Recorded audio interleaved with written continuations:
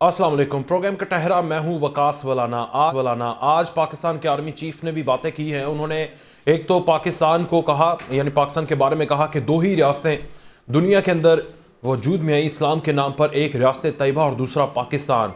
ये रियासत तैयबा और रियासत पाकिस्तान ये कोई महज इत्तफाक नहीं है। पाकिस्तान कलमे की बुनियाद के ऊपर बना, कलमे के नाम पर बना।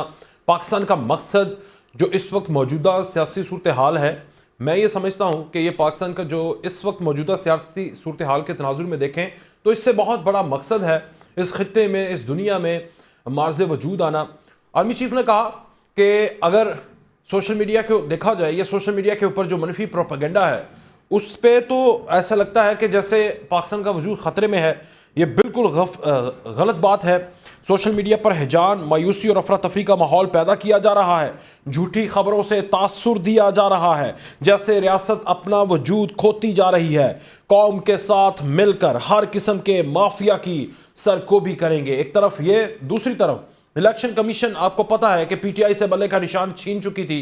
उसके बाद पीटीआई ने पेशावर हाई कोर्ट के अंदर अप्लाई किया, पेशावर हाई कोर्ट के अंदर रिट फाइल की, पेशावर हाई कोर्ट ने रिटेन कर दिया और अब रिव्यू में इलेक्शन कमीशन जाना चाह रहा है और रिव्यू फाइल भी करेगा बल्ले के निशान के ऊपर। और तीसरा, लाहौर के अंदर सीट एडजस्टमेंट क्या मुस्लिम लीग नून करेगी, कहां कहां करेगी? क्योंकि इस वक्त 119, 117, 19, 120 ये दो चार हलकों के अलावा हर जगह के ऊपर पाकिस्तान मुस्लिम लीग नून ने अपने उम्मीदवार जो हैं उनको खड़ा कर दिया है। तो इन जो सीटें हैं इसके ऊपर क्या सीट एडजस्टमेंट या अपने ही उम्मीदवार मैदान में लाए जाएंगे? अब्दुल्ला हमीद गुल साहब, ज्ञान चंद साहब, डॉक्टर मजहर इकबाल साहब हमारे साथ मौजूद हैं। अब्दुल्ला हमीद गुल साहब, मैं आपसे आगाज करूंगा। सर, जो आर्मी चीफ साहब ने आज कहा कि रियासत तैयबा और रियासत पाकिस्तान यही दो रियासतें हैं जो इस्लाम के नाम पर आई और ये कोई इत्तफाक नहीं है। सोशल मीडिया को देखा जाए तो हिजानी कैफियत बर्पा करते हैं कि वजूद ही खो रही है। Your take sir. बिस्मिल्लाहिर्रहमानिर्रहीम। सबसे बड़ी बात यह है कि क्या खूबसूरत बात कही है, और वो कहीं जो ख्वाब कहीं धुंधला गया था और कहीं सियासत के जो बादल थे उनके अंदर जो है उलझ गया था, वो आज बड़ा निखर के सामने आया और एक ऐसे वक्त में आया जब आर्मी चीफ अमेरिका का दौरा करके आए। ये बड़ा अहमियत का बात है कि अमेरिका के दौरे के बाद आके वो फिर बात करते हैं उसी कलमे की बुनियाद के ऊपर। वही बताते हैं कि पाकिस्तान का मकसद ला इलाहा इल्लल्लाह है। वो बताते हैं कि ईमान, तकवा, जहाद फी सबीलिल्लाह की फौज है। वो बताते हैं कि हम सिर्फ फौजी नहीं बल्कि हम तो जहादी हैं, जो कि हमारे आर्मी का मोटो है। देखें, ये बहुत बड़ी बात है और इसका मकसद क्या है। रियासत तैयबा की बात जब की गई तो उसके अंदर जो निज़ाम जो कानून है उसके मुतल्लिक बात की गई, उसके अंदर इंसाफ के तकाज़ों की बात की गई, उसके अंदर अक़लियतों की बात की गई। आप अभी ये देखें, 25 दिसंबर को क्रिसमस के मौके के ऊपर मुझे याद नहीं पड़ता कि किसी आर्मी चीफ ने जाके किसी गिरजाघर के अंदर जो है वो क्रिसमस का त्योहार मनाया हो अक़लियती के साथ। ये एक बहुत बड़ी बात है। इसी तरीके से फिर वो अपने हाफिज कुरान होने का सबूत देते हैं कि जब जब वो तकरीर करते हैं उसके अंदर वो कुरानी आयात को और अहादीस मुबारका को कोट करते हैं। ये बात जो है ये एक हाफिज कुरान ही कर सकता है। ये पाकिस्तान के सिपहसालार हैं और उनके मुतल्लिक जिस तरीके से ट्रोलिंग की गई और जिस तरीके से सोशल मीडिया के ऊपर एक हिजानी कैफियत जो है वो तारी हो जाती है, इसका मतलब ये है कि अगर आप पे तीरो तफंग चल रहे हैं तो फिर इसका मतलब है चीफ साहब आप कामयाब हो गए हैं। और अगर आप कामयाब हो गए हैं तो दुश्मन को तो ज़ाहिर है तकलीफ होगी। वो चाहे किसी फिर मार्च लोग करना चाहें, वो चाहे फिर कोई पाकिस्तान के अंदर 9 मई के वाकयात करना चाहें, वो चाहे तो फिर पाकिस्तान के अंदर कभी कोई ईंट से ईंट बजाया जाए और कभी कोई जो है वो भारत की पीठ के अंदर जो है वो कारगिल को छुरा घोंपने के मुतरादिफ करार दिया जाए। तो मकसद ये है कि पाकिस्तान जो है अगर उसको किसी ने जोड़ के रखा है, जो चारों सूबों की अगर कोई जंजीर है तो अफवाज पाकिस्तान है। वो इसलिए नहीं, आप देखें कि तमाम सूबों से लोग आते हैं, उसके अंदर सीनियर अफसरान भी बनते हैं, उसके अंदर जूनियर कमीशन ऑफिसर्स भी बनते हैं, उसके अंदर सिपाह भी मौजूद होते हैं और साथ ही साथ ये है कि वो गरीब और मुतवस्सत घरानों की नुमाइंदगी रखते हैं। इस वजह से उनको पाकिस्तान के हवाले से मालूमात हैं। अब जो फार्मर्स के हवाले से आप देखें कि वहां नारे तकबीर बुलंद होना शुरू हुए। वहां लोगों ने क्यों नारे लगाए? इस वजह से क्योंकि ये वो है बात जो आर्मी चीफ ने की, जो कि एक अवाम के दिल की बात है, जो एक आम पाकिस्तानी सुनना चाहता है, जो एक मुसलमान होने का सबूत है और एक बेहतरीन मुआशरे की तश्कील के लिए एक कदम है फॉरवर्ड, कायदे आजम के अफकार की नुमाइंदगी है। तो मैं समझता हूं कि ये एक बहुत ही खूबसूरत बात कही है। और इसके ऊपर फिर मैं बात करूंगा एक ऐसे वक्त में जब एक तो पहले वो 1 साल के बाद अमेरिका जाते हैं, और अमेरिका के जाने के बाद जो है अक्सर लोग जो है उनके किबले तब्दील हो जाया करते हैं, लेकिन इन्होंने बड़ा वाज़ेह बता दिया कि कलमा तैयबा की बुनियाद के ऊपर ये बहुत बड़ी बात कर दी है।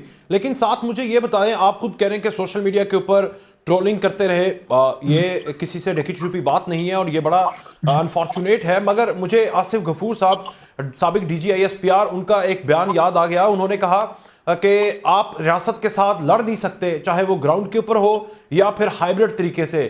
अगर उस वक्त के उन्होंने कहा कि हमारे बॉस ने, आर्मी चीफ ने ना कहा होता कि इनके साथ नरम हाथ रखना है तो हम आपको बताते। तो आज आपको नहीं लगता कि किस तरह रियासत डील करेगी इन तमाम उन प्रोपेगेंडिस्ट का जो कि सोशल मीडिया के ऊपर हैजानी कैफियत बर्पा किए हुए हैं?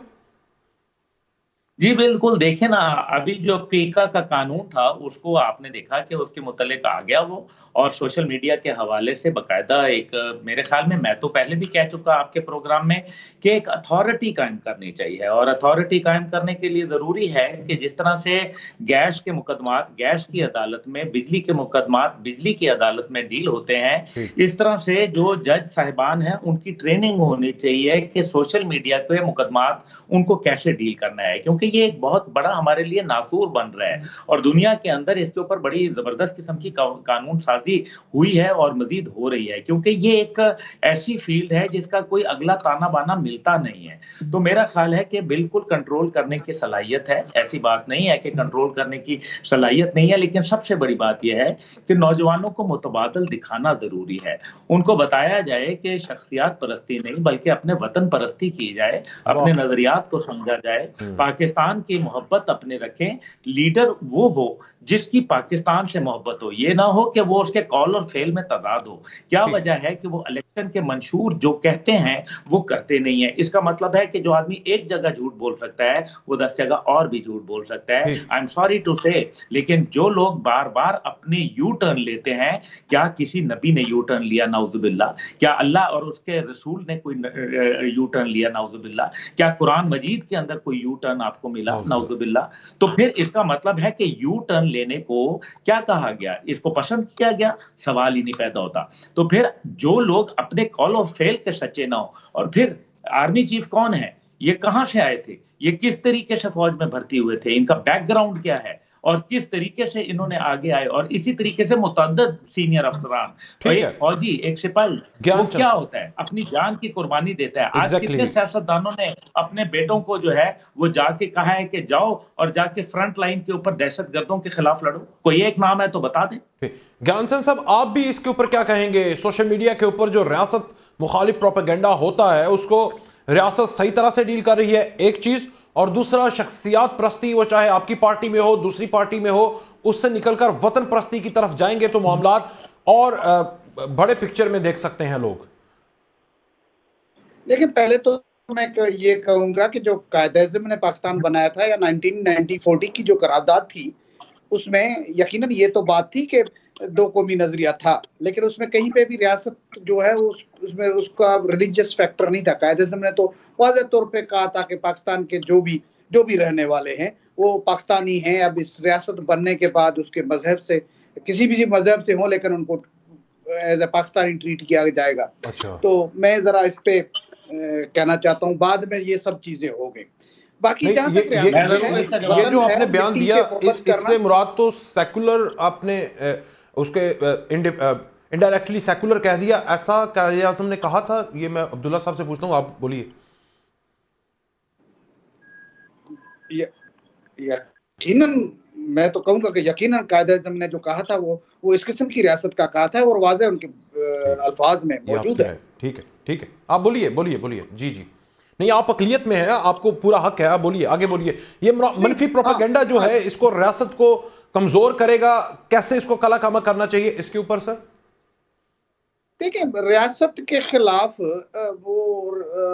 जो एतजाज हसन ने कहा था ना, रियासत हो माँ की जैसी, तो माँ के खिलाफ तो बोला नहीं जा सकता है, लेकिन रियासत को भी माँ की तरह होना चाहिए। और मैं समझता हूँ कि कुछ वक्त से, पहले की बात मैं नहीं कर रहा हूँ, जो हमारी रियासत ने जो नैरेटिव बनाया है, दहशतगर्दी के खिलाफ बनाया, फिर न्यूट्रल बनकर डेमोक्रेटिक एक रियासत के लिए आगे बढ़ने का जो ऐलान हुआ है, और अब इलेक्शंस होने जा रहे हैं, और उसमें भी अगर ट्रांसपेरेंसी होती है तो यकीनन ये चीजें नहीं होनी चाहिए। रियासत तो हमारे, अगर रियासत है तो सियासत है ना, तो इस पे कोई दो राय नहीं है।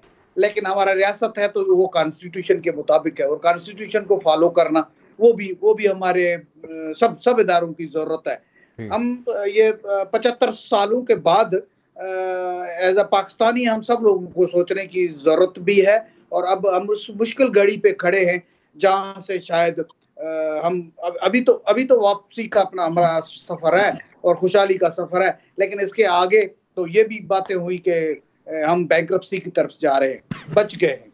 तो हमें अभी सोच समझ कर फैसले करने हैं आगे बढ़ने के लिए। सब इदारों को, सब रियासती इदारों को, सब पाकिस्तानियों को इस बात पे सहमत होना है कि पाकिस्तान को आगे ले जाने के लिए अपनी जो भी गलतियां माजी की हैं उनको दुरुस्त करना है।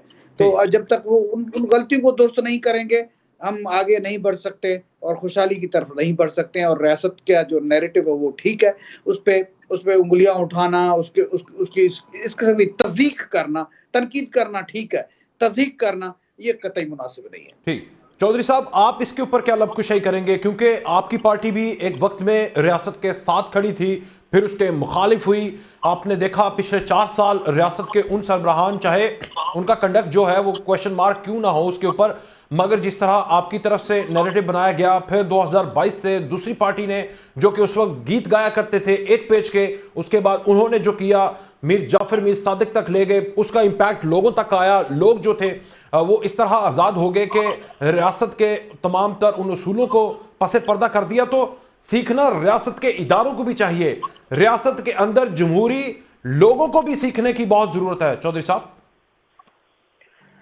जी बिल्कुल वलानत साहब, मैं सारी गुफ्तगू सुन रहा था आपकी और बाकी जो पार्टिसिपेंट्स हैं।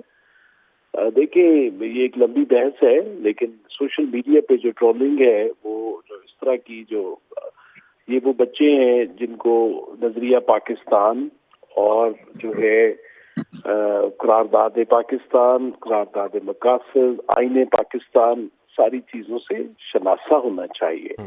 और हमारी बुनियाद जो है वो नजरिया पाकिस्तान पर है, जो कि ये कहता है कि पाकिस्तान मुसलमानों के लिए एक मुमलिकत जो वजूद में लाई गई, और उसके ताकि वो अपने मजहब के मुताबिक और आज़ादाना अपने इस्लामी इक़दार के मुताबिक जिंदगी गुजार सके।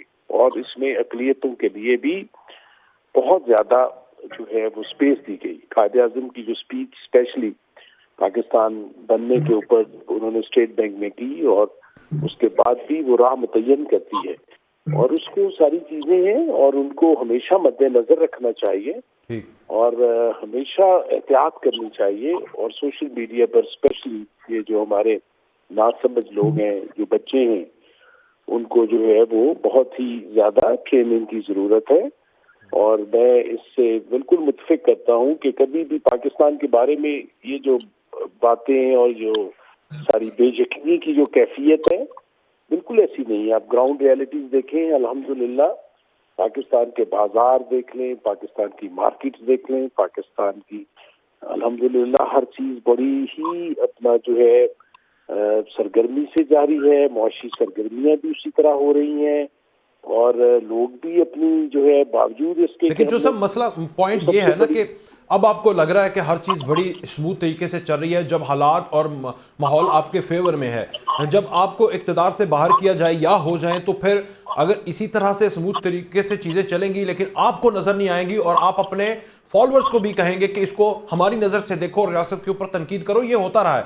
हम कह रहे हैं कि रियासत, आप रियासत क्या ये समझते हैं कि जो किसी जो है वो अदारे के सरबराह को आप रियासत समझते हैं? नहीं, नहीं, मैं पूरी नहीं समझते ना, तो हम भी नहीं रियासत में समझते। आप भी हैं, रियासत में उस वक्त आप हम अपने आप को रियासत माइनस तो करके सारे बाकी लोगों सब का चीजों एक को रियासत रियासत समझते का हैं ना। जो है कॉन्सेप्ट, रियासत तो आपकी जो है वो बशमूल सारी लोगों के जो उसमें रहते हैं और सारे इदारों के, उन सब के ऊपर मुश्तमिल है। ठीक आप तो ये तासर यहाँ पे देने की कोशिश कर रहे हैं कि जैसे रियासत जो है वो एक इदारे की मरून मिन्नत है, ऐसी बात नहीं है। ठीक जहाँ पर जो गलतियां हुई हैं, जिन जिन इदारों पे, जिन जिन आपके जो पिलर्स हैं, जो के जो है वो सारे, जिसमें ब्यूरोक्रेसी भी है, एस्टेब्लिशमेंट भी है, पॉलिटिशियन भी है, जर्नलिस्ट भी है, सारे ही उसका हिस्सा हैं। ठीक और सबको अपनी गलतियों का एहसास होना चाहिए, और उसमें जहाँ जहाँ पर वो अपना जो है वो डिट्रैक होते हैं उनको पॉइंट आउट करना पॉलिटिशियन की जिम्मेदारी है, आप लोगों की जिम्मेदारी है। उन सब चीजों को हर अदारे को अपनी हदूद में जो कि आईन ने मुतय्यन की है उसमें रहने की जरूरत है। ये तो बहस ही नहीं है ठीक कि वो जो है, और उसको पॉइंट आउट करना सबकी जिम्मेदारी है कि सारे सही। अपने जो है वो ट्रैक पे रहें और रियासत को मुकद्दम समझें और उसको अपनी मां समझें और उसकी तकदीस के लिए हर वक्त कुर्बानी से दरेग न करें। इसमें क्या दूसरी राय है? किसी की कोई राय नहीं है। सही। जो लोग हमारे जो है, जो जवान हैं, जो सरहदों पर शहीद हो रहे हैं, जो हमारे कानून नाफिज करने वाले इदारों के जो नौजवान हैं, जो सड़कों पर और जो गली वालों में अपना जो है कुर्बानियां दे रहे हैं, उनकी कुर्बानियां सर आंखों पे हैं। सारी कौम को उनकी इज्जत और उनके वकार के लिए जो है खड़े रहना चाहिए। ठीक है। ले जी, अब्दुल्ला हमीद गुल साहब, एक तो ज्ञानचंद साहब की बात के ऊपर आप रिस्पॉन्स करना चाह रहे थे, वो भी करें, लेकिन पिछले तकरीबन 10 से 12 सालों में जब से सोशल मीडिया आया है, एक चीज तो बिल्कुल वाजे हो चुकी है कि रियासत फर्द वाहिद नहीं है। अगर फर्द वाहिद की गलती होगी उसके ऊपर तनकीद पाकिस्तान के आम शहरी, जिसे आर्टिकल 19A इजाजत देता है, वो कर सकता है। आप इस पर क्या कहेंगे? देखिए जी, पहले तो ज्ञानचंद साहब की बात के ऊपर मैं इसलिए रिस्पॉन्ड करना समझता हूं क्योंकि ये कायद का मामला है और और कायद वो ने बड़ा अकलियत से वाज़ेह हैं, ये भी तरीके से मद्देनजर बताया। रखिएगा। जी जी जी जी, मैं यही मुझे मालूम है, मैं सिर्फ एक ही बात है और वो है 1 जुलाई 1948 की उनकी लास्ट स्पीच जो थी, जो उन्होंने स्टेट बैंक ऑफ पाकिस्तान को की थी और जिसमें वकला बरादरी सारी बैठी थी। उसकी ओपनिंग सेरेमनी पे हुआ था। कोट अनकोट कायदे आजम ने, झूठ बोलते हैं वो लोग जो कहते हैं पाकिस्तान में इस्लामी निज़ाम नहीं आएगा, ये कायद के कॉल है, मेरा नहीं है। दूसरी बात, उसके अंदर जो है वो एक और बात है, उन्होंने कहा था रुमाल के बराबर दे दो पाकिस्तान, लेकिन जो है मैं इसको इस्लाम की तजुर्बागाह बनाऊंगा। इसके अंदर कहीं जिक्र नहीं आया, या तो कहें कि डेमोक्रेसी की तजुर्बागाह बनाऊंगा। मैं ये कायद की बातें कोट कर रहा हूं, मैं अपनी जाती तौर पे कोई इसके अंदर बातें ऐड नहीं कर रहा।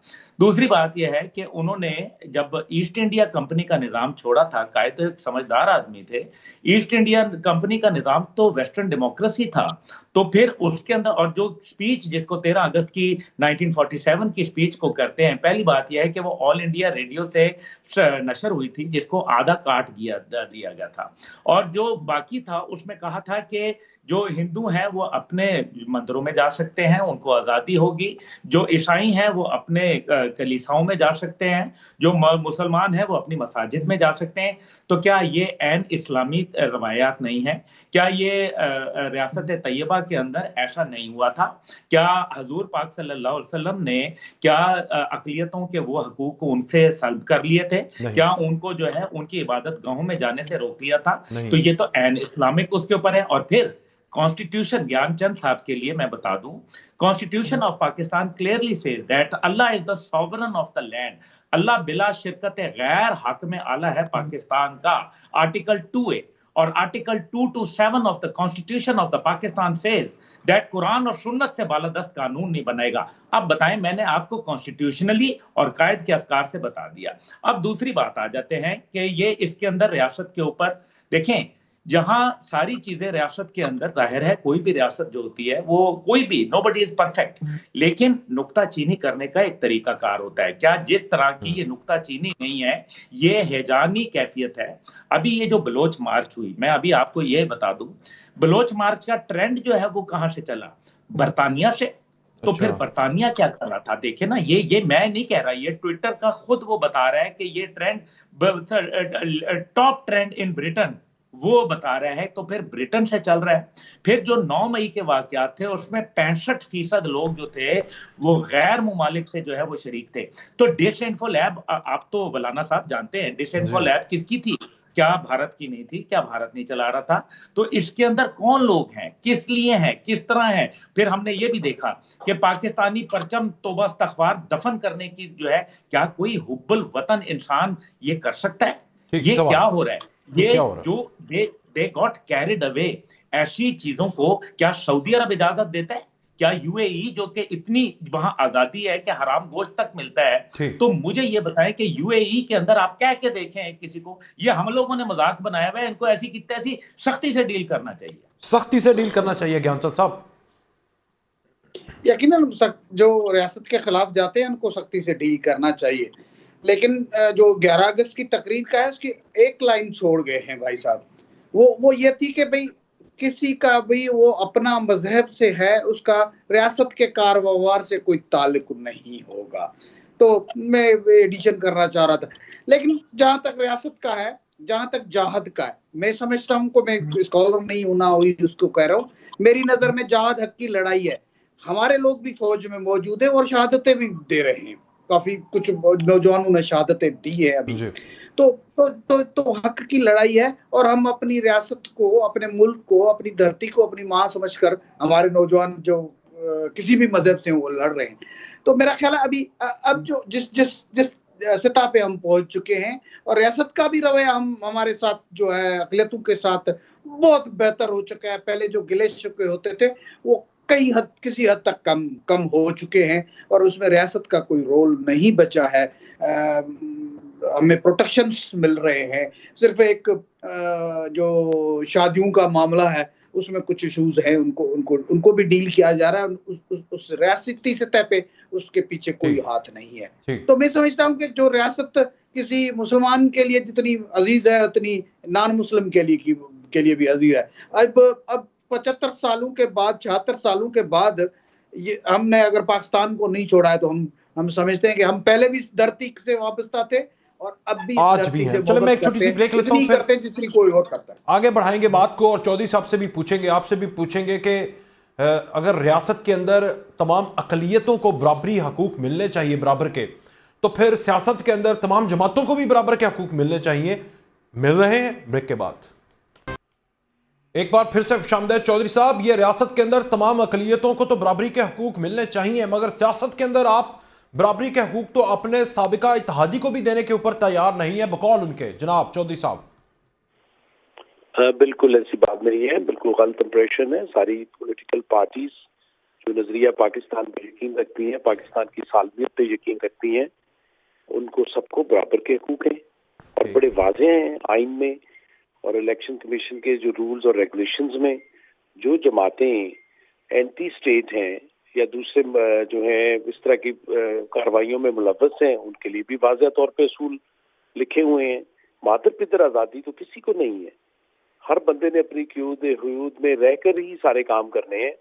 और अगर 9 मई के वाकयात में जिस तरह तखरीबकारी में अमेरिका जैसी स्टेट में भी उस पर कोई बरीजुमा नहीं है। आपने देखा है कि उनके पर जिन्होंने हमले किए, जिस तरह वहां पर जो हुआ, उसकी दिन रात कोर्ट्स ने अपना जो है वो हेयरिंग्स करके लोगों को सजाएं दी और ट्रम्प साहब उसी में ही जो है वो मुलव्वस हैं और उनको भी उसी तरह ही वो आइन उनका डील कर रहा है। तो आप ये बराबरी की सतह पर क्या चाहते हैं कि जो बंदा जो करे और वो जो है उसको खुली इजाजत हो कि वो स्टेट के साथ खिलवाड़ करे, वो दारों के साथ खिलवाड़ करे, वो मुल्क की जो है सालमियत पर खेल जाए, तो उसको भी उतनी आज़ादी देनी चाहिए। मैं तो हैरान हूं कि ये किस तरह की बहसों में आप उलझे हुए हैं। आप साफ साफ कहें कि भाई जो पार्टी साफ सुथरी और जो कानून और उसके अंदर रहते हुए तो एक वक्त में पूरी बराबरी की सतह दें।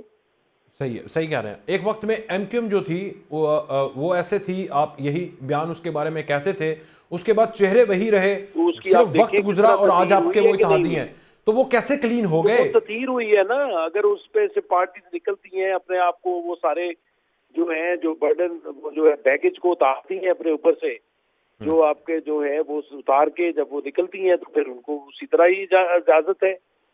तो इसमें तो कोई दो राय नहीं है।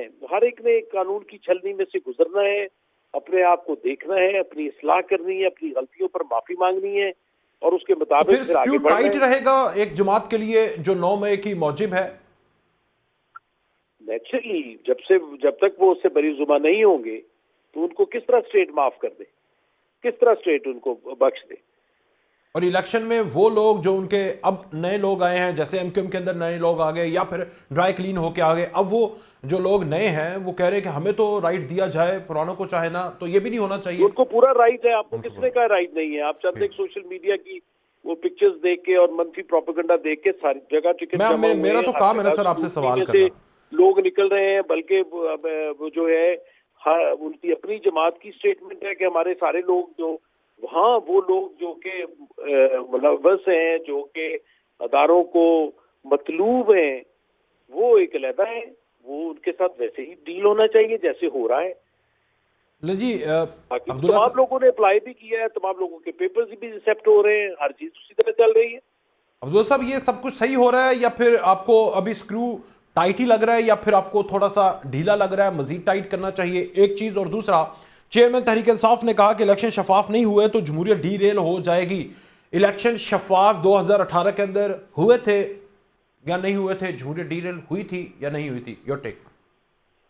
नहीं, कोई जमहूरियत वगैरह कोई डीरेल नहीं हुई थी और आपके सामने ही है जब क्या हुआ था क्या नहीं हुआ था। हर बार ये कहा जाता है जो भी अपने जिनके वो कहते हैं ना नलायकों के बस्ते भारी, जो लोग कमजोर होते हैं वो फिर तरह तरह के इल्जाम तराशियां करते हैं, जिनको अपनी ताकत के ऊपर अपनी आवाम पर भरोसा होता है, यही जब गलत भरोसे होते हैं यही लोगों को लेके चला जाता है। याद करें आप, जब इन्होंने कहा कि हमारी रेड लाइन है, फलाना है, ढिमकाना है, फिर कितने लोग जो है वो जेल गए, कितने लोगों ने जो है वो जेल भरो तहरीक के अंदर जो है वो शामिल हुए, कितने लोगों ने गिरफ्तारियां दी। देखिए बात ये है कि fish rots from the head, मछली मुंह से सड़ती है, और जब आदमी का लीडर जो है वो बहादुर ना हो, वो खुद गिरफ्तारी दे देते, तो फिर आप देखते यहाँ बिल्कुल मैं कहता हूँ आधा पाकिस्तान चला जाता अंदर।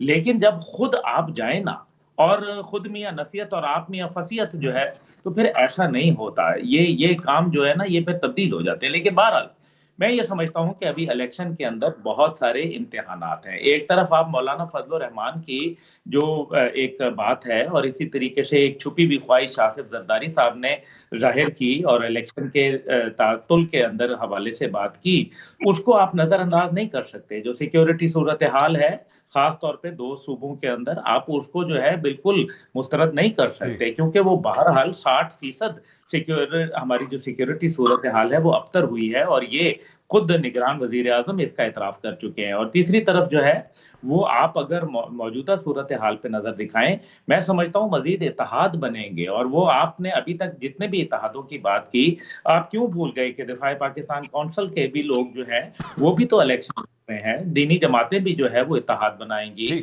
और भी लोग उस इत्तेहाद के अंदर शामिल होंगे। तो एक कौमी यकजहती की जो है वो अशद जरूरत है। और मेरे ख्याल में जो राइट विंग फोर्सेस हैं उनको सामने आने का वक्त है, और बहुत जल्द आप देखेंगे कि इस किस्म के जो मामलात हैं वो आपको नजर आना शुरू होंगे, क्योंकि ये एक वक्त की रिक्वायरमेंट है। राइट विंग फोर्सेस जो हैं उनका इकट्ठा होना पाकिस्तान की तकवीयत का बायस बनेगा। लेकिन मैं ये जरूर कहूंगा वकास साहब कि आपके हवाले से कि देखें, जो इलेक्शन कमीशन है वो पाबंदी करे। वो लोग जो मंशूर के अंदर कुछ बोलते हैं और फिर अमल उसके बिल्कुल बरक्स करते हैं। अगर अपने मंशूर से कोई कौमी लोगों के साथ, अवाम के साथ किए हुए वादों को झूठ बोलता है और उनको जो है वफा नहीं करता, तो ऐसे लोगों को जो है मेरे ख्याल में उनको जो है हार्नेस करना चाहिए, उनके ऊपर किसी ना किसी किस्म की कोई जो है वो चेक एंड बैलेंस होना चाहिए। ये अवाम तंग आ गई है, अवाम तंग आ गई। ज्ञानचंद साहब, एक तो ये मंशूर के ऊपर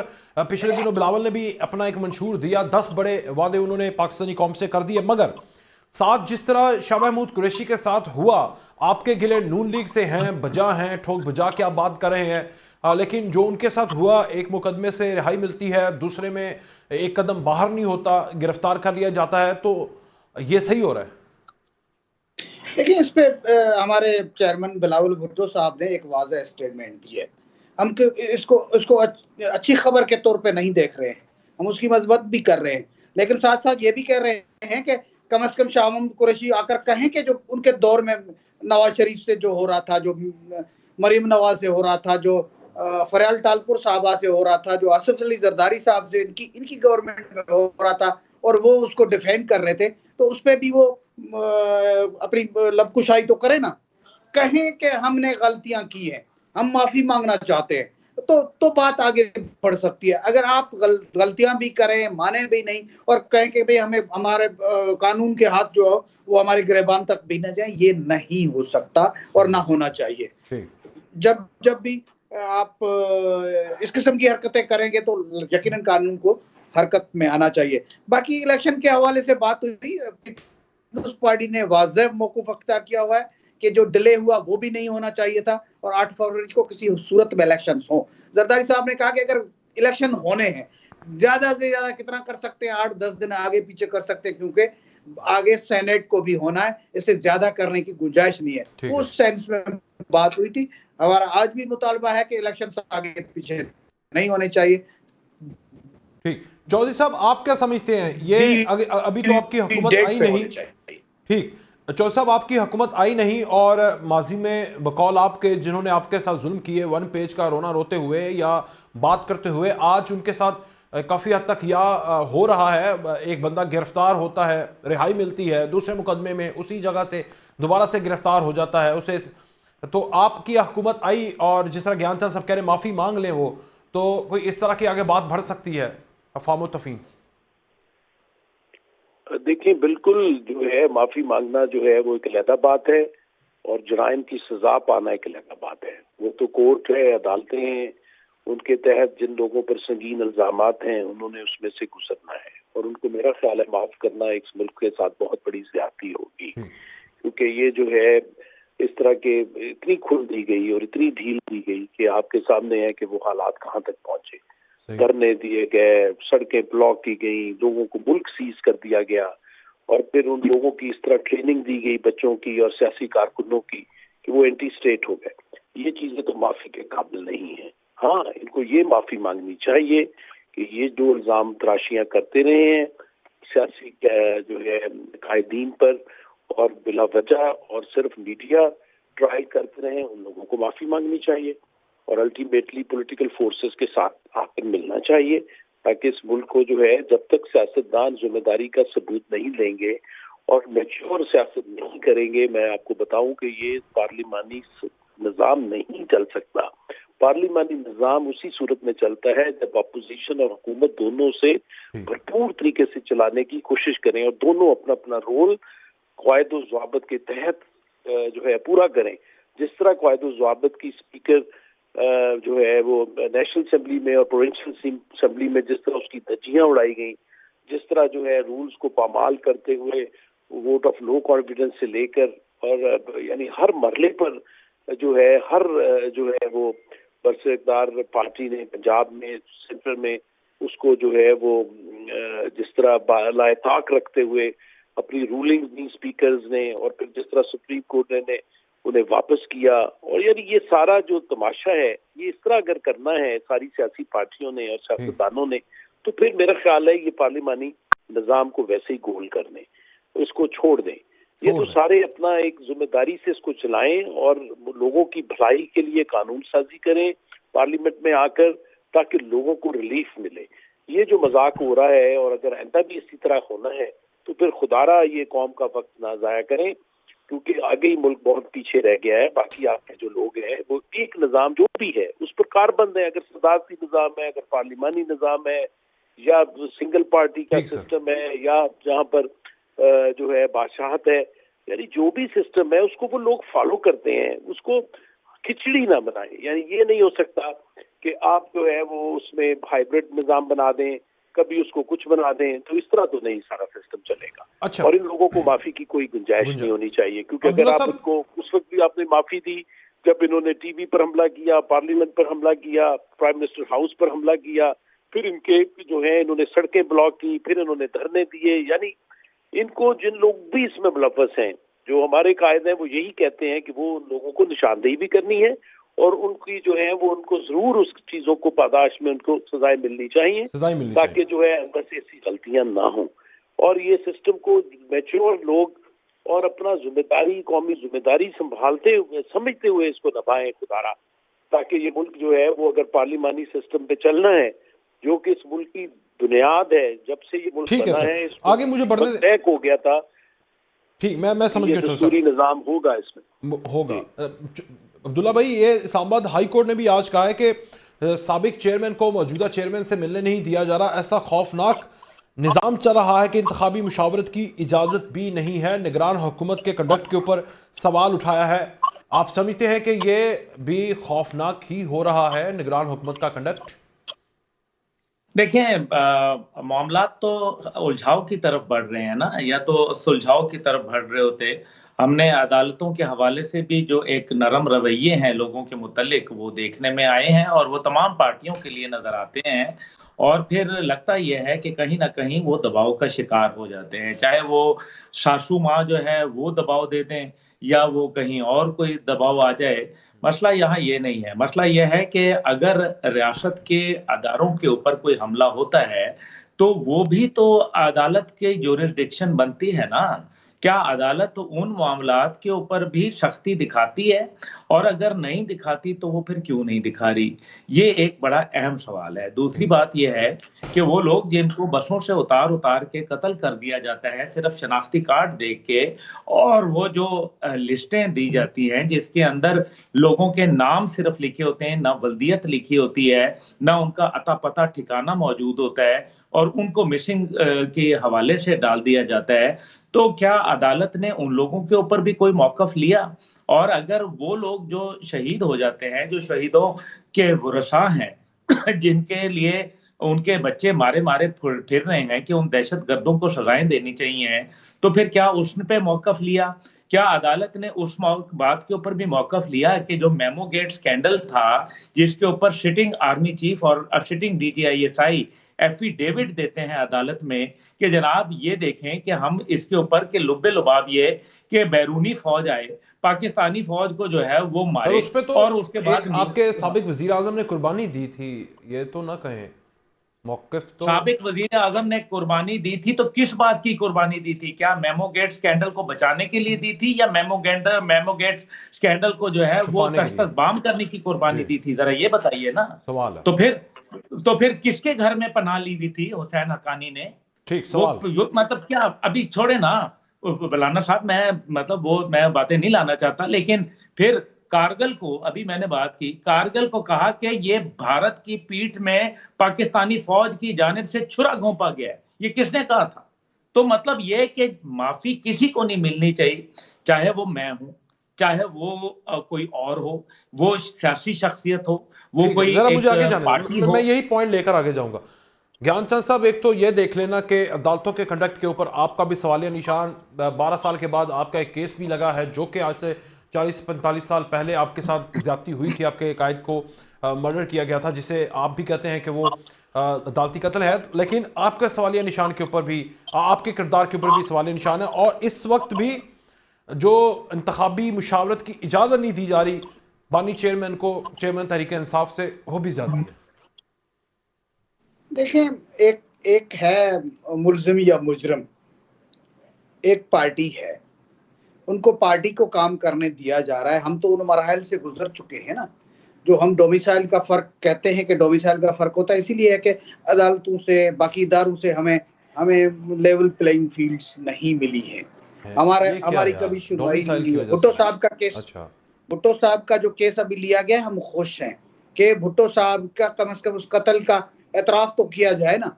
आसिफ अली जरदारी जब सदर बने तो जो ऑपरेशंस बलोचिस्तान में हुए थे तो उन्होंने माफ़ी मांगी थी, इसलिए कि ताकि वो बलोच जो है, जो गुस्से में हैं, जो जबलू पर चढ़कर बागी बन चुके हैं, उनको किसी तरह से हम वापस ला सकें और हमने जो माजी की गलतियां की हैं उनको सुधार सकें। तो हमारे इदारों से भी जो गलतियां हुई हैं, हमारी जुडिशरी से जो गलतियां हुई हैं, जिस से जो भी गलती हुई है उसको एतराफ़ करें और आगे सुधरने के लिए स्टेप्स लिए जाए। तो मैं समझता हूं कि पीटीआई जो चीख रही है वो अपने अमलों पे चीख रही है। पीटीआई ने तो कोई रेड लाइन नहीं छोड़ी, उसने हमारे लिए तो रेड लाइन, पॉलिटिकल लोगों के लिए रेड लाइन पार्लियामेंट है, कॉन्स्टिट्यूशन हमारे लिए रेड लाइन है, हमारे लिए ये इदारे जो है ये सब रेड लाइन है जो स्टेट बनाते हैं।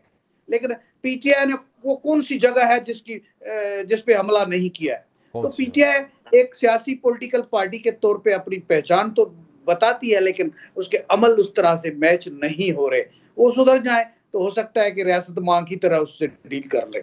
ठीक, चौधरी साहब, एक तो ये इस बात पे भी क्योंकि आप जब भी नवाज शरीफ बात करते हैं तो माजी के 30 साल का वो सारा पर्सपेक्टिव आवाम के सामने रखते हैं।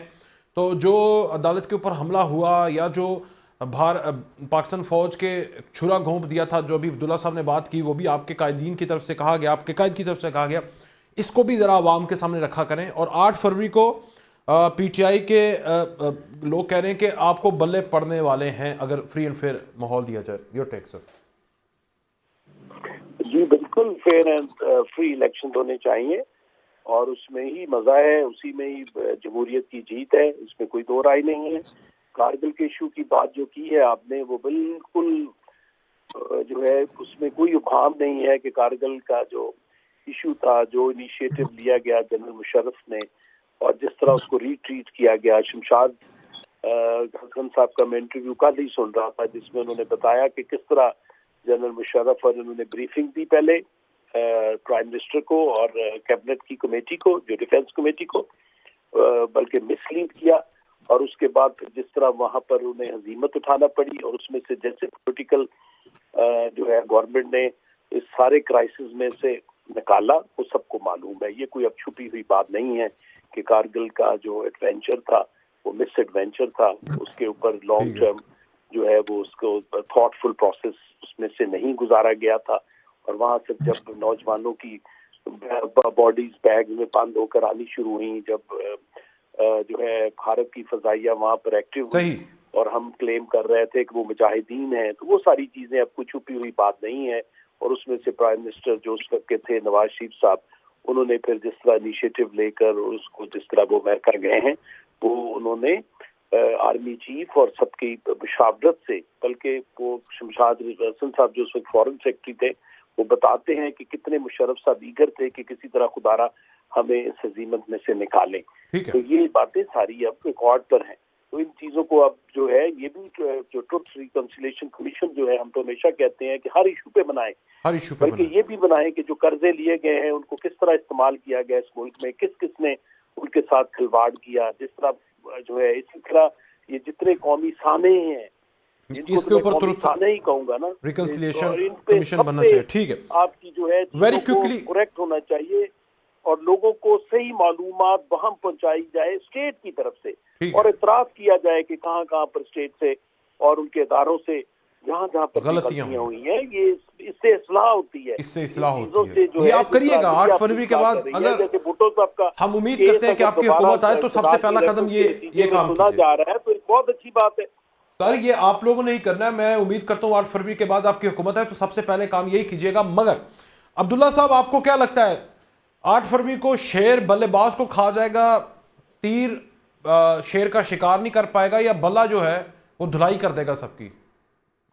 देखिए, नहीं, मेरा ख्याल है कि मुस्लिम लीग जो है उसको कोएलिशन हुकूमत बनेगी। ये एक हंग पार्लियामेंट बनती जा रही है, एक ऐसी पार्लियामेंट जिसके अंदर मुख्तलिफ लोग, जिसको उर्फ आम में अगर चूं-चूं का मुरब्बा कहा जाए तो ज्यादा बेहतर होगा। 13 पार्टियों के इत्तेहाद ने जो गुल खिलाए हैं वो आपके सामने मौजूद हैं 16 माह के अंदर।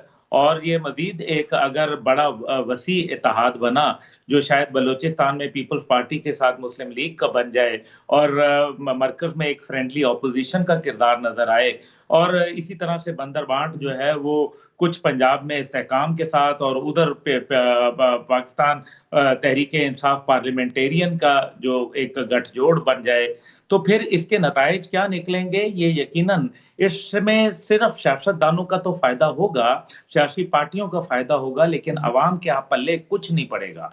दूसरी बात जो है, मैं चौधरी साहब की बात पे जरूर रिस्पॉन्ड करना चाहूंगा कि इस सब के जो उन्होंने कहा कि वो मिस एडवेंचर था, कारगिल ठीक था, मैं चौधरी साहब से नेशनल टीवी पे एक सवाल पूछना चाहता हूं कि क्या ये सब कुछ होने के बावजूद इसको ये कहा जा सकता था कि पाकिस्तानी फौज की जानिब से भारत की पीठ में ये खंजर घोंपा गया कारगिल का? क्या ये अल्फाज दुरुस्त थे? क्या ये मेरे पास टाइम नहीं बचा, सबूत है? ठीक है, बहुत शुक्रिया अब्दुल्ला भाई, आपका भी बहुत शुक्रिया। चौधरी साहब बहुत शुक्रिया, ज्ञानचंद साहब आज के प्रोग्राम से इतना ही, इजाजत जी, अल्लाह हाफिज।